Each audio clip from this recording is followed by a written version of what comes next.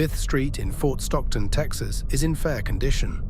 The road remains serviceable but shows the cumulative effects of prolonged exposure to the harsh West Texas desert climate. Years of intense sunlight and high temperatures have contributed to weather-related deterioration, such as surface oxidation, cracking, potholes, faded road markings, and road divots. While Fifth Street continues to provide adequate functionality for daily traffic, the visible signs of aging under an intense desert sun are apparent and could affect some drivers. Also, Fifth Street does not have a formally designed or designated road shoulder. However, the overall width of the street provides a limited amount of usable space along the edges that could accommodate emergency stops when necessary. At the same time, many automobiles are frequently parked along the sides of Fifth Street, reducing the effective width of the travel lanes and requiring motorists to exercise caution. Parked vehicles can limit sight distance, obscure pedestrians or cyclists entering the roadway, and create potential conflicts when drivers pull into or out of parking spaces.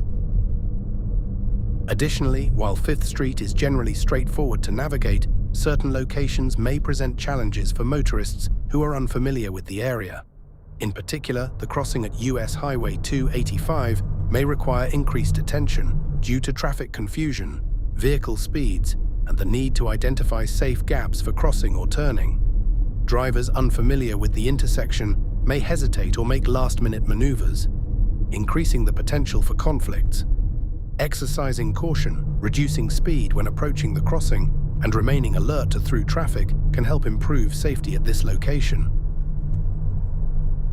Did you know Fort Stockton is home to one of the world's largest Roadrunner statues? The giant statue, affectionately named Paisano Pete, stands about 11 feet tall and has become one of West Texas's most recognizable roadside attractions.